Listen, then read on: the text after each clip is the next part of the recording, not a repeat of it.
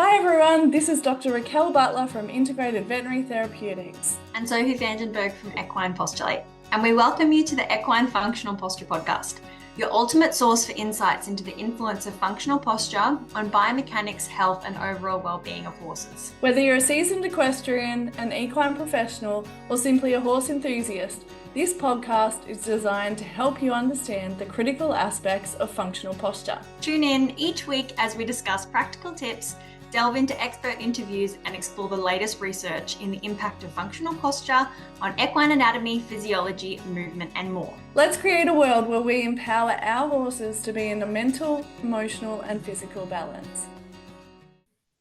Hi everyone, welcome to today's podcast. We are discussing the relationship between behaviour and the physical body in horses, and we both think it's a really important area to discuss because of changes that we see once a horse has had body work in behaviour. So yeah, how are you going today, Sophie? Hi Raquel, I'm going really good. This was a great way to think about all the examples in the last couple of years, just interesting cases where a physical shift has allowed the horse to be in better emotional balance. So we'll have lots of examples to share today. Yeah, and I've seen it in cases where the training aspect hasn't been altered. So apart from helping the horse to find a better balance, there's been no trainer involved in a lot of these cases. And so I think it's important to consider that everything goes multiple ways and that we're not saying the only reason for your horse's bad behavior is that they've got a physical imbalance, but we're saying it needs to be considered, especially when the behavior is just not improving with training, and no matter what you do with the horse, you're unable to kind of get there. So anyway, we're going to give lots of examples and as we go through. Yeah. So, And of course, yeah. well, I was going to say it's so important because even though, probably the people listening to this podcast are more likely to be searching for answers that possibly lay in physical, for physical reasons as to why they want to achieve something with their horse. Lots of people are still under the impression that if you continue to just work with the horse, improve their fitness, you just school harder, etc., that you will achieve, your outcome, whether that's eliminating a rearing, bolting, bucking, the more extreme behaviors, but also girthing issues, grooming, etc. And there is still an underlying idea that horses will take advantage of you. And I have outright conversations with people sometimes about it. Well, they say, like it's rare, but I come across a horse who is out to get you. And it's not possible. The horses don't have that level of intention behind what they do. And they get the blame, but it's always a representation of how they feel. They live in their bodies and they communicate strongly. And I know you see the same. Yeah, like that is their only way to communicate with us is through their behavior. So, if they're showing behavioral things, they're not, like you said, they're not doing it out of spite. They're doing it to try to communicate. And, I've had people say to me, oh, I wish horses could talk. I'd love to know what they say. And I'm like, well, they do talk. Like they let us know through their behavior. It's pretty clear sometimes what they like or don't like, or what makes them feel good and what doesn't make them feel good.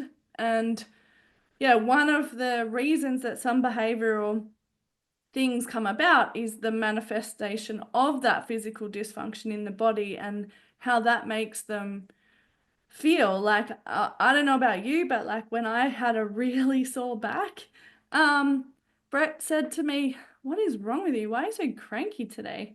And I was like, I'm in pain. Like I'm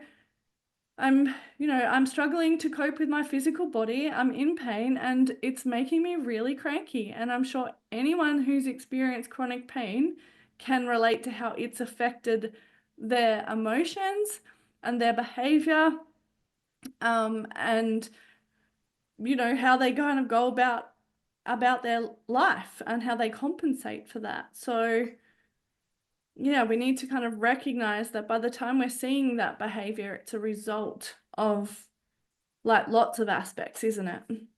Yeah, absolutely. And yeah, just the way that you approach the problem, we'll talk more about that again later in the episode, but just the way that you approach that issue and your underlying perception of, you know, the source or the motivation behind those behaviors, and how you view the horse emotionally or their intentions behind it can shift how you search for answers and be really powerful, because it means you're open to more solutions, realistic, rather than having your solution be quite streamlined towards something like putting on spurs, carrying a whip, stronger contact, or lunging your horse before you ride is probably one of the biggest social norms, to just, you know, you need to lunge them before you ride, not just for a warm up purpose, but Yeah, but to, they're not behaved. yeah, yeah.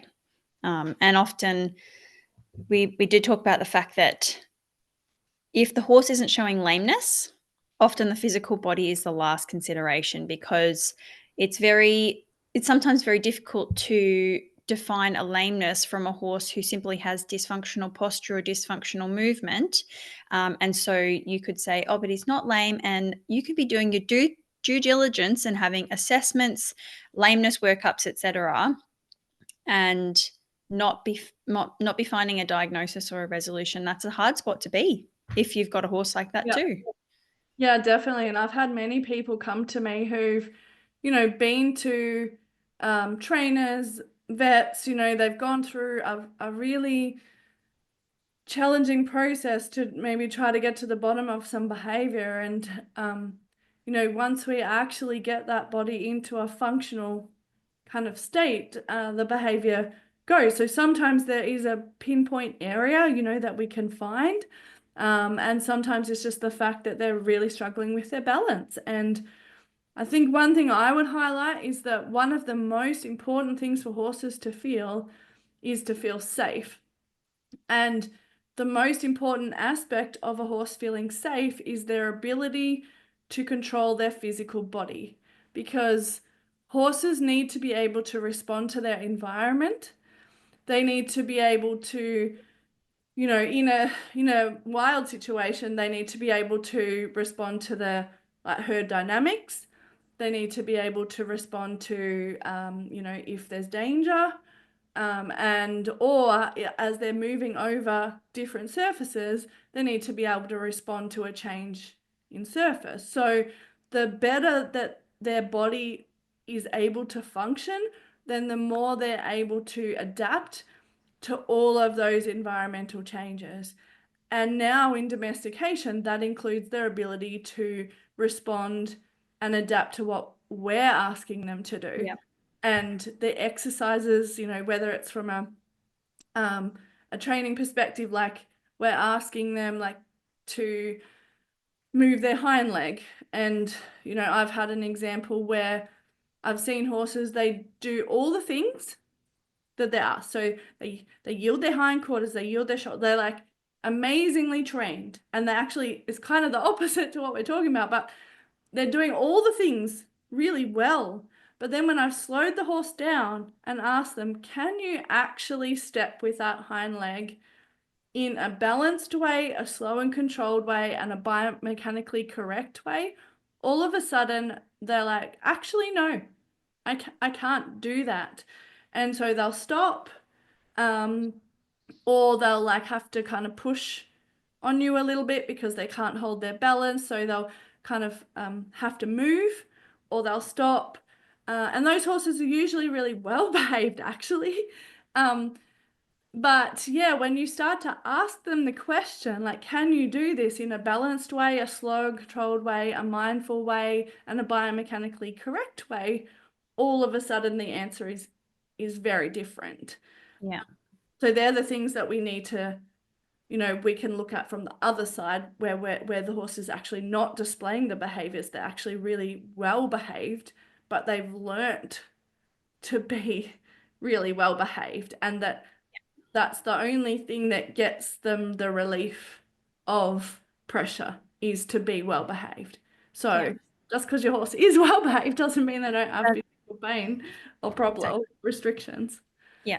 And of course, you do see the other side where horses who can't manage their emotions and keep them polite or small, um, they begin to escalate often as well. So there's smaller signs always. I mean, I certainly see it with horses that are doing small things like turning to bite.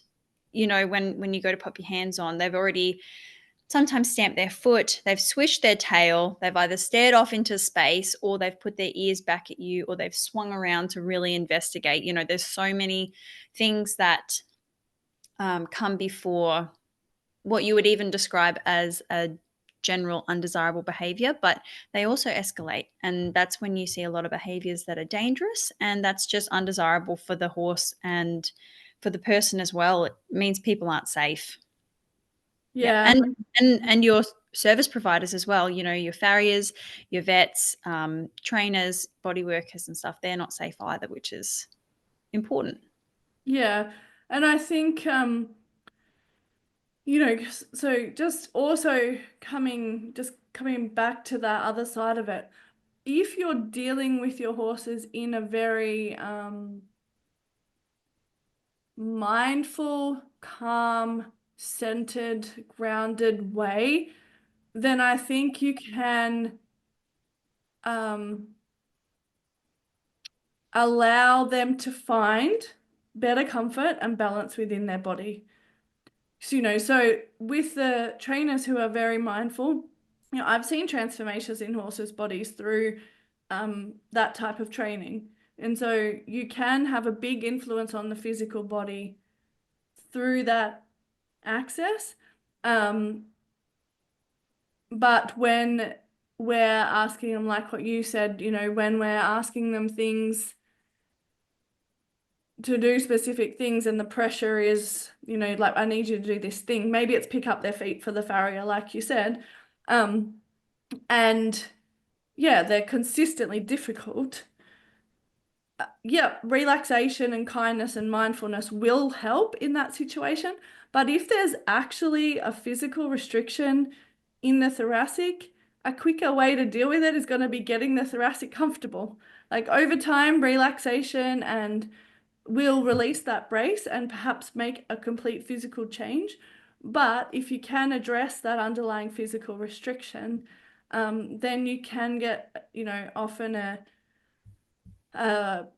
more, in some instances, a quicker response for the horse. It just depends how long their physical restrictions have been there.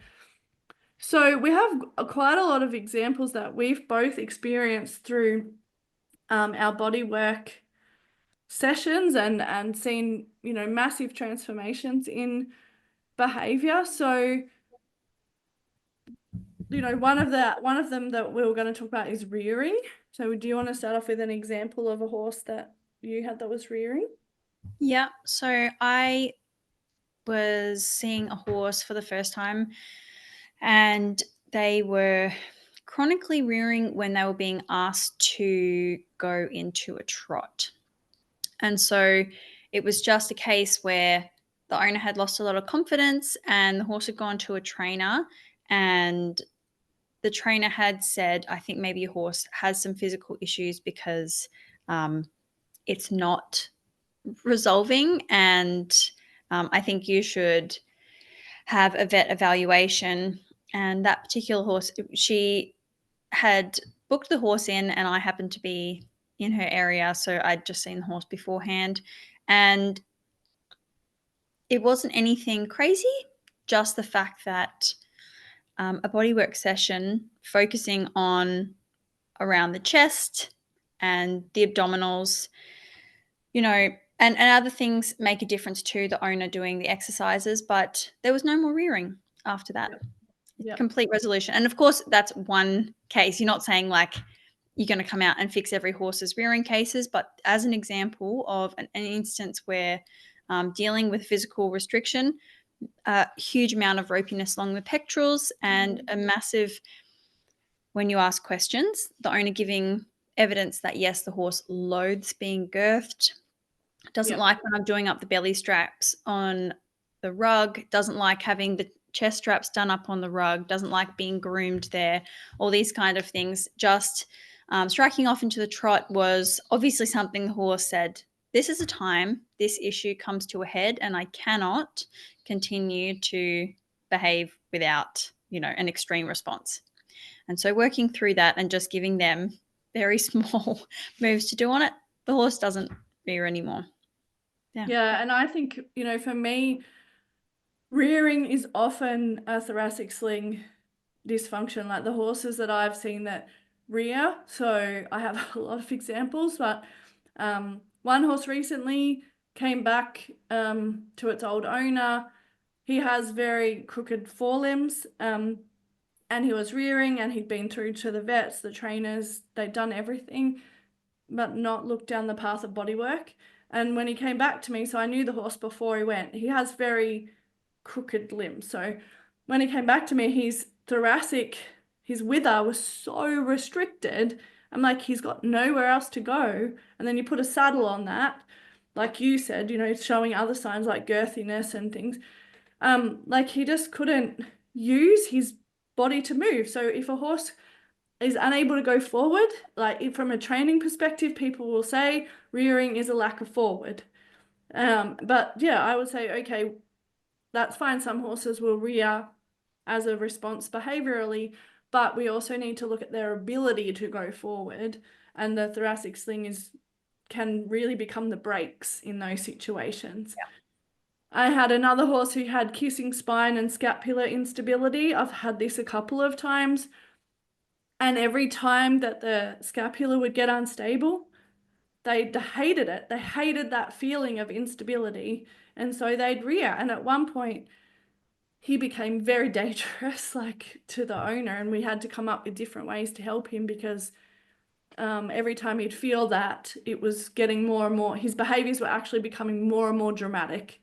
So, and then I had one just recently, very large horse, completely, lacking balance in the front end, really wobbly through the front legs.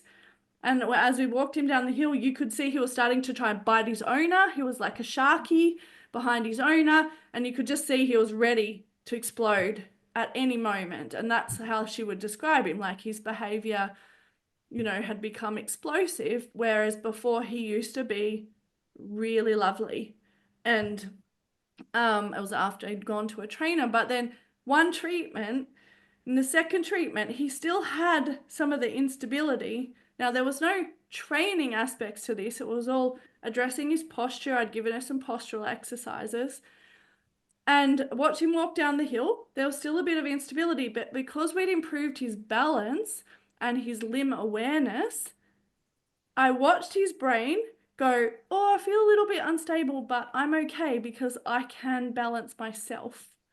And it was like just so different in that situation. Like there was no training involved and we didn't do anything to help him relax. We just got a change in his demeanor. Like he stood for his second bodywork session like a little lamb. The first one not, he was struggling to stand still because he had no balance. And I've had that so many times now where people say, oh, he just can't stand still. I don't know why he just can't stand still.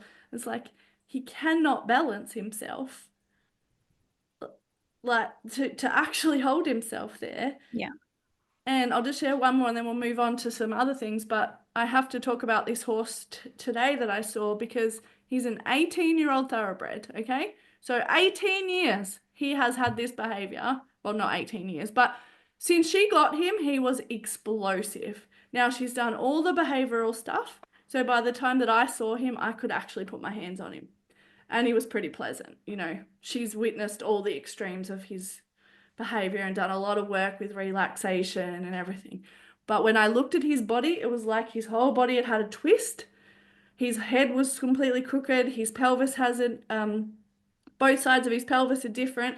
And in the middle of his spine, he had an area where the ligament has been damaged and there was an actual, like you could feel the twist in there. Okay. Really swayed back, really disconnected pelvis front end. there's no way he could balance. And there's Yeah. no way that you could rectify that, you know, any other way. Like over time, like he'd obviously improved. So I've treated him a few times now. Today, she was just like, oh my God, he's walking around, happy to walk. He doesn't look like he's going to explode. He is happy to keep walking. He's happy to keep walking in both directions. He can stop at any moment. He can go at any moment. He was not pulling on me, pushing on me. He stood perfectly still for the entire session. He was actually getting scratches from her, stretching his neck, doing all sorts of things, which Total didn't make him move his feet. He was able to process his environment. She's like, I'm taking him out for walks now, and he's just not as reactive. He's not as spooky. He just seems to really enjoy himself now. She's done all the training stuff, and this is a result of his physical comfort. Like, it is amazing how his body has changed at 18 years old. Like, I am astounded. Um, so, and just how happy he is. You can see it Yeah. in his face. So, like, reactiveness is a big one. So, do you want to give some examples of that? Yeah. So I would say one of the best long term case that I've seen would be one of your clients who I've also done some work with. And she's also been through the level 1 and 2 equine functional posture course. Could be the most committed owner ever to a horse with a few different issues. And it was actually not an instantaneous or super satisfying overnight result. But over time, this mare was reactive to being touched. She was rearing. She had a couple of injuries, including She kissing spine. also wanted to double barrel me the first time I treated her. And I was with you one time that you went again, and she was so expressive about how she felt about being touched. And when I've seen her, you have to pass her standard in terms of how you speak with her, but she is a completely different horse. Yeah. Her body itself, as her body has improved, the smoothness of her posture and her movement and her hoof balance as well has been very influential for her in the last 12 months. But all of those factors has totally changed her as a horse. She is curious. She is playful with the other horse. In her paddock, she walks up to and greets her owner. She's used for therapy as a therapy horse, and she has had much more capacity for assisting, working with children, etc. So, there are long-term and short-term benefits there as one example. And the other one that I am thinking of is somebody who came through and did level 1 and level 2 with the horse and had another long-term change. And she was incredibly frustrated in the beginning because she had a horse who was a thoroughbred off the track, a little way off the track, and he had a splint issue. There were some contributing factors. And when she would go to work with him, Jumped out of the stable. he jumped out of the that's right. And he would, do that awful kind of like squealy stamp, head and neck swinging kind of shake that when you are leading horses can be very unnerving. Like most people, you're just like, oh, I don't know what's about to come. Are you going to spin and kick out? Are you going to rear? And her consistency with his balance, surefoot pads, and incorporating fun activities for him over time has totally transformed him as a horse. They've been committed, and those that horse also had body work, but down to the point where she could leave him on his surefoot pads in a yard by himself while the other horses in the paddocks were zooming around, and he was very happy to just stand there and enjoy himself and not have to be at the mercy of an uncomfortable body or getting worked up when just because other horses are worked up, or not being so easily stimulated by the wind. So things like that have been a huge win for reactiveness that I've seen. And I think when you do have chronic pain, which a lot of off-the-track thoroughbreds can have, then your reactiveness to the environment in general is so much more heightened. Their nervous system's just in that sympathetic state. And through showing them a place of body alignment and comfort, they can start to just be much more comfortable in their body, and it's just a safer place for them to be because they have that ability to respond now appropriately to their environment. Like they can just turn and look because their stiff neck now can move, so they don't have to like spin around. And so, yeah, they just feel a lot safer when they have that ability to, move parts of their body to respond, and see things as opposed to have to react. And like I found that with Patch, a pony that I had, because she was shy, and mostly when I was on her, and her shies were quite. She was a little pony, but she'd end up a couple of meters that side. I felt like half my body stayed there and half my body went there. But she was also, had a lot of restrictions in her body, a lot of brace. And through her becoming more comfortable in her body, there was training aspects to it, like her learning not to brace and to find relaxation. But the more and more stable that she became in her body, the more she would just look at the thing, like she stopped shying. It just wasn't an issue anymore. Um, I also took her out of the bit and put her bridleless, and that made a massive difference too. But yeah, like it just, she was able to move her body, able to move her neck and check things out and go, oh, yep, that's there. I'm fine about that. And amazed Yeah. me how much she looked around actually once she physically could look around. So, yeah, I think if we move on to horses being difficult for the farrier and trimmer. Yeah.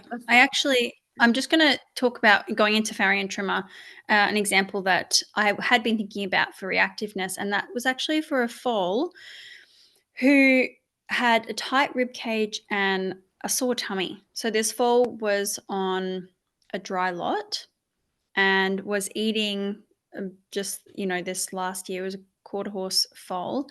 And she was going through a stage during her handling. I was working with her where the owner had noticed that she was sitting kind of like a dog in the paddock. And at the same time, we had been struggling with the fact that she was cranky and annoyed. And she had just traveled a long way with her mum, and they were in a dry paddock. She was constantly nibbling at dry grass, but also you could always see that she had like dirt around her mouth. And she, when teaching her to pick up her feet, you'd pick her front feet up and she would snatch them away. Yeah. And so an automatic response to that can be, this is a bad behavior. I'm going to force you to hold your legs up or work through this Oh, yeah, issue. a young Yeah. horse, like Yeah. often you just think that's definitely a training issue. Yeah. Yeah. And you don't want to form bad habits or undesirable things because you're usually trying to do the right thing by your farrier and you don't want to create issues. And you want to often install behaviors in your horse to give them a good chance at life. It's an honorable attempt, but for this foal, moving her to a green paddock and putting her on an ulcer supplement alongside psyllium husk, and within 2 days, we had a completely different foal. Yeah. So her transformation has come from simply feeling better and then being able to tolerate us. And she was very reactive emotionally, a small amount of stimulus and she would try and spin and run off. So in that instance, having a receptive owner for me was great because I didn't have to, try and be performative with the training because we could have a discussion about, I think there's something else that we need to try. Because you were And there as a trainer. yes, I was there as a trainer. Yeah. And I did do a bodywork session with the foal, working particularly on her rib cage again after we'd already seen an improvement with her tummy. And after that, I didn't have any issues with her pulling her foot away. Not Yeah. once. Yeah. I didn't have to I didn't have to, use a rope to hold the foot up, didn't have to get her to stand there for long to learn the lesson that she has to stand forever. It basically just resolves itself because the underlying motivation to find better comfort disappears. So it's a self-resolving issue when it comes to those kind of behaviors. Yeah, 100%. I've had that a fair bit where horses are snatching legs away. Um, and there was one in particular a fair few years ago, and he was snatching a right hind, and he would kick at you. And he meant it. Um, but it was just that leg. Okay, so if he really wanted to, you know, be behavioral, he would have kicked at both back legs. Like, why would he just choose one? Anyway, with him, he had a really bad balance. So, when he would stand there, his whole chest, like there was a lot of weight on his front end. He was very heavy on his front end. And when I palpated around the top of his patella, of his stifle, he had a lot of muscle damage there.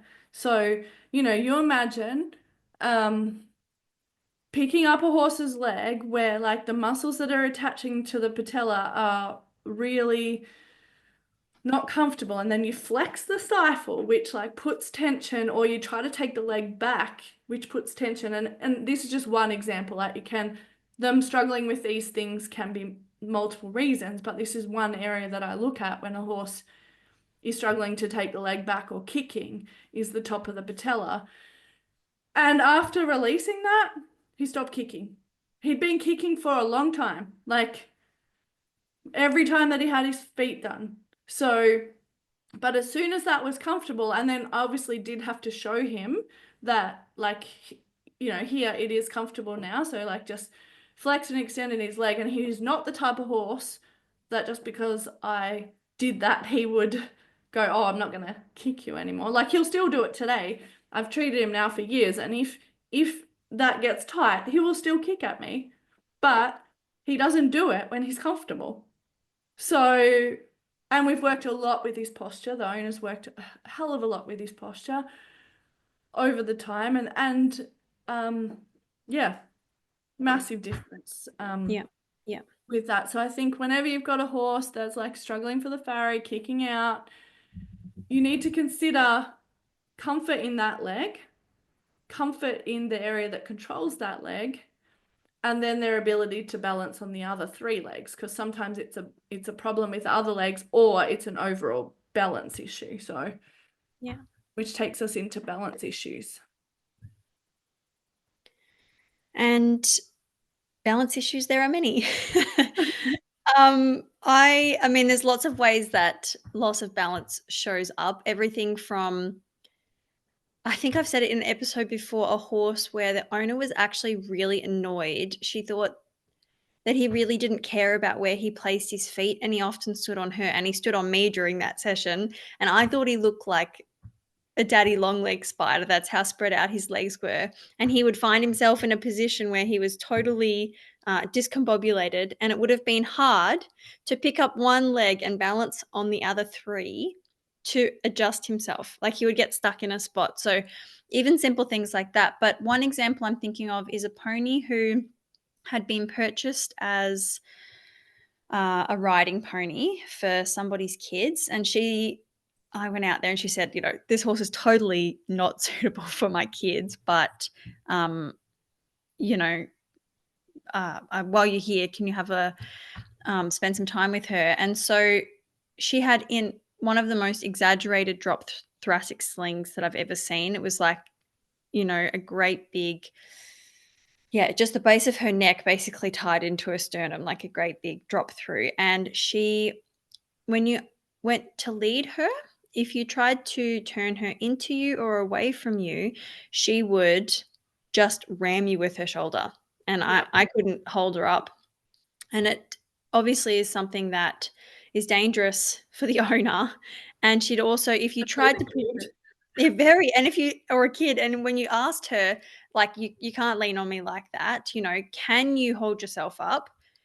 She would just put her ears back and try and actually like turn away from you even harder. So that for me was a big example. I can't say that I saw a huge long-term change because I don't know what happened to the horse after that. But in that one session, working with her thoracic sling just a little bit, not too much, not a massive releasing session, but going out and asking her just in intervals, can you move around a barrel in between us and lift up your shoulder to come around the corner and come back to me? And it was almost like a light bulb moment for her, being like, oh, I have been so dysfunctional. It's so hard for me to turn. I've just learnt to push on you. Yeah. It's all I can do is just barrel through or bear down on the reins. And she did just bear down on the lead rope and literally just like walk off. And that's I I think that's a strong example of a horse their um, choosing the best out of multiple shitty options, because it's not comfortable to bear down on a halter with a huge amount of pressure through your head, a rope halter with knots on it. That's not enjoyable. Horses don't want to experience that much pressure on their nose. But if that's your only option, you're going to take it. And it's actually not fun to be a sensitive animal and feel like you need to, push into people with your shoulder. It's not enjoyable for horses, and horses who learn how to feel better, they're just like, oh yeah, I don't want to do that anymore, because it doesn't feel like connection and it doesn't feel like being in flow with somebody. And so for her, just a few practice sessions of, oh, I could just turn around this barrel and lift my shoulder, because I had to use something else to be like, you can Yeah. have to turn around it, was a really big difference before and after. Yeah, and I think that's where appropriate training, like with mindfulness of the body, can really help a horse. If you can see where they're struggling and go, okay, like they're biomechanically struggling with their thoracic sling or with their shoulders, then you can come at it from a very different perspective as a trainer. So you can get around having to address it from a bodywork perspective if you can show them a different movement Yeah. pathway, and you can keep it within their ability to do that movement. So you're not asking so much of a difference in the movement that they can't give you a yes answer, but you're asking enough, like you use the barrel to help you in that situation. Like you're asking something they can find a yes answer to within their movement. And we're going to talk about that in another podcast, about the importance of helping horses find new movement pathways and how important that is as well.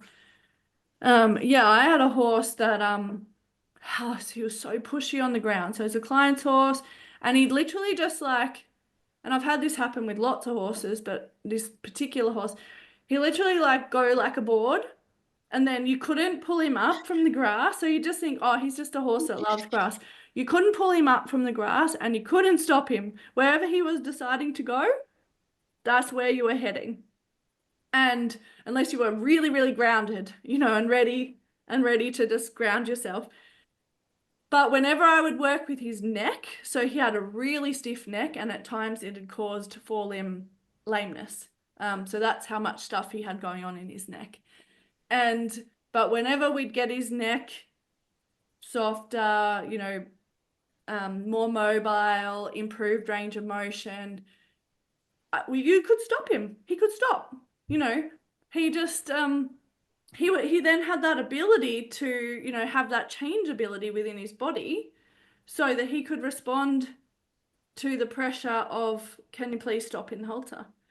And it was always dramatic, the changes in him in a session, and over time. And he had anxiety, and like there were lots of other kind of aspects to him. He was a much older horse, and he'd done a lot of competitive work. Yeah. But yeah, like helping him with his neck, and I found that a lot with pushy horses, like thoracic sling and neck issues. It's like they just that to keep it in the most stillest position, they just like keep going, and they feel like you've got a steam train on the end of your lead rope, and you Yeah. think they're so bossy and pushy, but they've lost that ability to respond. So yeah, that was quite a big one. So we also can see some more extreme behaviors. So I guess one extreme behavior is probably Jelly to a degree. When I first got him, he has a lot of struggles with his canter. And what would happen is that when he lost his balance in the canter, he would just go really fast. And he'd go so fast that you couldn't stop him. And basically, his brain switched off at that time, and you could be doing all the things, all the cues that he knew to Yeah. stop, and he would not stop. And, so you could say, well, that's a behavioral issue. Like he doesn't know how to stop. He's just being rude in not listening to you. But as he became more, and you could see the stress in his face too. It wasn't like defiance. It was like panic. It was Yeah. sheer, I've lost. Yeah. yeah, I've like lost sheer balance. anxiety and sheer panic that not know how to stop himself from that position. And so the more balanced he is and the more functional he is, he doesn't do it. So if he's had a flare up, sometimes it will come back, um, and he'll lose it again. And you can see him even afterwards. He's kind of like, I don't know what happened. Like my brain just left the building. Um, so when a horse is taking off like that, or a sudden reactiveness where they shoot forward, or they seem to just have this explosive behavior out of nowhere, we have to consider things like nerve impingement occurring, or a lack of balance, and they just can't find that balance again. But yeah, we have to consider that something has happened in their physical body to create that, because again, I've had it where once you figure that out, that stops from happening. Yeah. Yeah. And I suppose, those kind of things, whether you sometimes do, you sometimes don't see them beforehand, but they can show up during times such as when you're putting the saddle on. Mm. And one case I can think of is a horse who'd had a flip previous, you know, at some stage gone over onto her wither, hadn't injured the owner that she'd been riding at the time bareback, and the horse had got up, been okay ish, had a break from work, come back in, and seemed to be okay. And then after another couple of years out, she'd come in and been interchangeably reactive to having the saddle on. And it was kind of like, oh, this big, yeah, it was just very strange which saddle blankets she would and wouldn't tolerate, etc. And eventually, simply doing regular body work on the tip of her wither, which was super, super, super sensitive, Mm. whether, the actual nociceptors had been permanently changed, Or or the there pain. was, yeah, or there was, some damage there that could be managed on top of the dorsal spinous process. Simply keeping it warm, with regular body work and a solid warm up eliminated symptoms, but it's something that was very clearly a body issue, but they weren't sure if she had simply come in after a few years off and decided, I don't want to be ridden anymore. Like I'm getting a bit older, I'm a bit sick of it. I'm now in charge of, all the other horses in the paddock. And they said, is this behavior? Is it not? And yeah, with them being committed enough to just spending, a little bit of time, I think they actually started just putting a warm, what do you call them? I call them a microwave bag. It's like Oh, heat they've got pack. a heat pack, yeah, over her wither was made a massive difference. So Yeah. yes, yeah, small things like that, that can be very niggly, Yeah. yeah, and show up quite dramatically for horses. Do you have examples of saddle issues? I had a horse that used to lay down when girthed. So yeah, you'd go to do the girth up and he'd just go straight down. And I guess at the time, like, when I purchased him, they just said, oh, like, don't worry about it. He'll get up, he's fine. He's just doesn't, yeah, it's just his reaction to being girth. And I didn't know at the time that it was probably pain related either. Like, I didn't really know why he did it. Um, and yeah, I remember years later I had a vet chiro come and he said, oh, like this is a pretty complicated issue. It's going to take a while to sort out. And, he also used to rush, and he didn't like going on the float. So whether those were all related, like may or may not have been. But yeah, there's definitely a lot of associated behavioral issues with saddle fit. Um, yeah. And then I just wanted to highlight some extreme behaviors. Um, such as I know of people who've had their horses run them into a wall or a tree or yeah, just take off suddenly. And as I said before about nerve impingement, um, and the ECVM, the cervical vertebral malformation, like that's one potential cause of that. And I think a lot of horses have been branded with a lot of behavioral issues that have had that neck issue. And that, yeah, because they can become quite aggressive, sporadic, their behavior, yeah, can be quite reactive. And then at other times they're lovely and sweet, or they can go into, like what I was saying with jelly, a state where they're not even aware that they're doing what they're doing. So it's definitely a lot of these horses are being branded as difficult behavioral horses. And sometimes it can be positional. So yes, if you get them into a relaxed position, if you release the tension in their body and show them how to hold their posture in a better way, then it's likely that they're going to be much better behaved. But if they're in a state of stress, tension, brace, then of course it's going to bring out body issues more. So the Yeah. emotional state of the horse is going to influence how much physical challenges within their body are going to show up. If I use my posture better, my back pain is better. If I've overdone it today or use my posture in a poor way, my back hurts, right? If I'm stressed, my back hurts more. If I'm really calm and relaxed and I've had a lovely meditation, then my pain is a lot less. So just because they're um, just because you're able to relieve it with relaxation doesn't mean it's not there. So we still need to be mindful about we're just helping them deal with that physical challenge, and helping them find a better place within their body. But it doesn't mean, because I've seen a lot of shit under dissections that Yeah. horses have been dealing with, it does not mean the issue is not still there. Um, and if, yeah, people had seen what I've seen and what horses will put up with without showing extreme behaviors, Yeah. you would kind of recognize that. So then if we think about, where do we go from here? So with a bit of knowledge about um, the fact that behavior is communication and that a physical issue is often an underlying relationship to that behavior, like where would you kind of say we can go from here?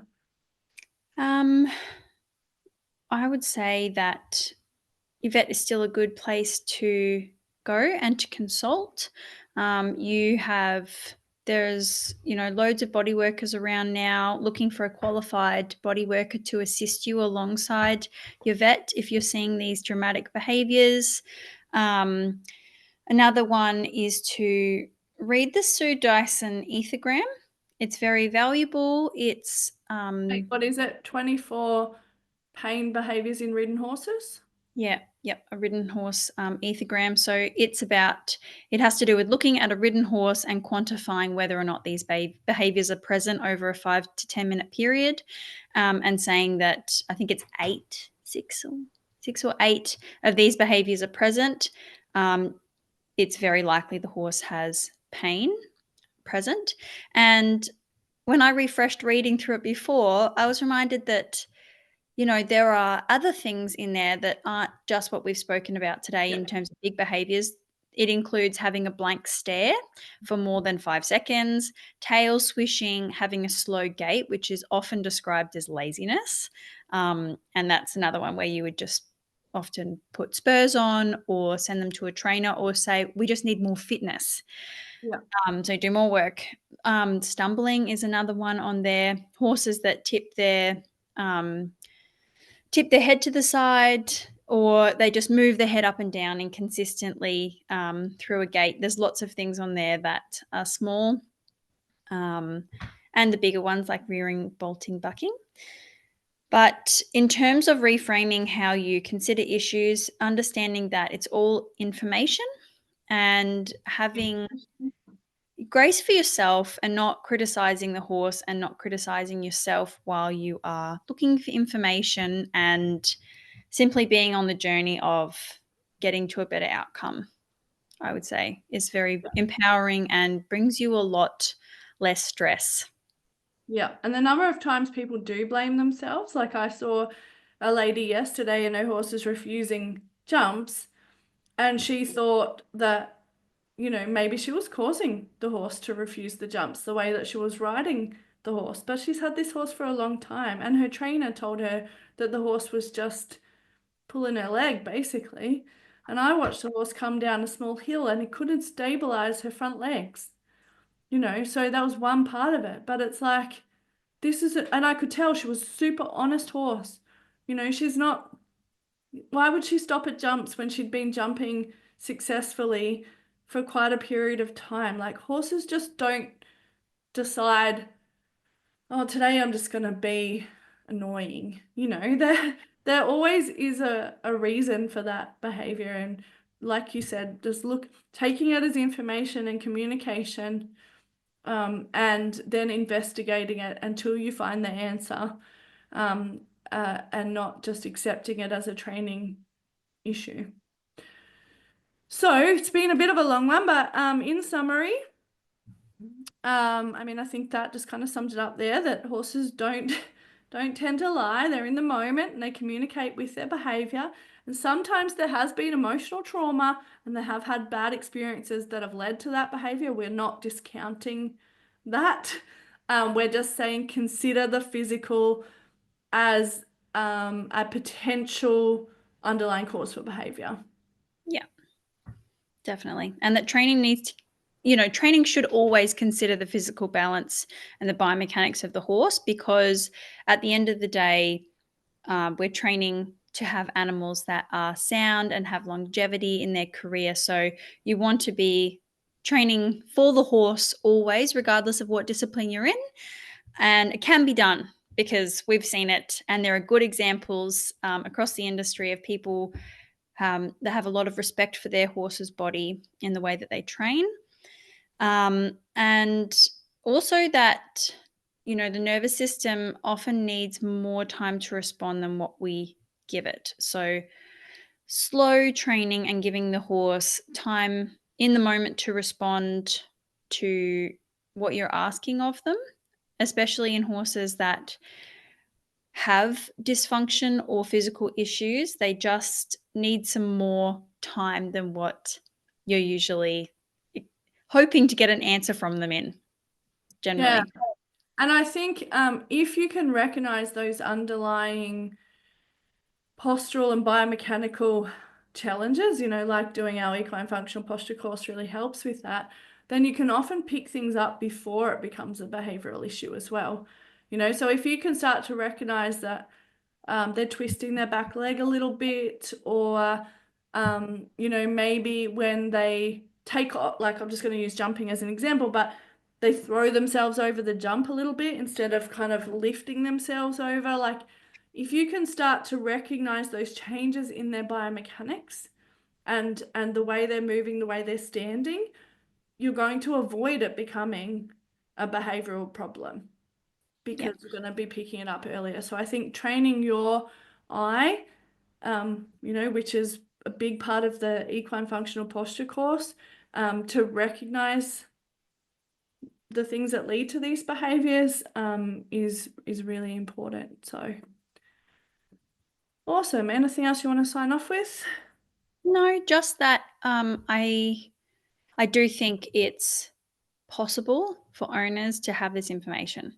Like it's not I know I've said this before, but it still gets me that some people think that they need everything with their horse to be done by a professional because they don't have Yeah. the skills. But even though I think body work is very valuable, and having somebody who has made a career out of it, has continued education as a genuine qualification as a body worker, is very valuable in having information that's evidence-based for your horse to, they give you information, and having learning and sourcing training from lots of different people, because many people have lots of perspectives that just give you lots of information that is very valuable from lots of different perspectives. Yeah. You are the best person to improve your horse's body and posture over time because, And recognize any dysfunction. because you see your horse every day, you know their personality, they trust you. Yeah. They really do. The relationship you have is more valuable than most people think. And movement begets movement. So the movement you have with your horse is the movement that they are reinforcing and learning. So you may as well take the slow path and learn what you can to get all the results and best outcome. Yeah. And I also, I think my final thought would be that we can never 100% say that the horse does not have a physical restriction, pain, or dysfunction. Like, I can assess from my perspective, I can assess function of their body. So, I can go, well, the spine is moving well in this area, this area, this area, this area. I can say, the balance, because I can pick up every limb. I can say the pelvis movement is really good. They're able to do belly lift. They're able to do this. So I can look at function and get to a point where I'm like, well, everything is functioning well now. We shouldn't have a pain issue. If I can touch everywhere and move everywhere, then, that gives me the most information out of any person. But a trainer, a vet, a lot of us professionals, we cannot say 100% that this horse does Definitively. not have physical dysfunction or pain, sometimes all the time, sporadically. Like, you can't quantify my pain. No. You are not in my body. So if you feel like your horse is telling you that they have dysfunction pain, you will be correct. Like, I really believe that as a horse owner, you are the best advocate for their horse.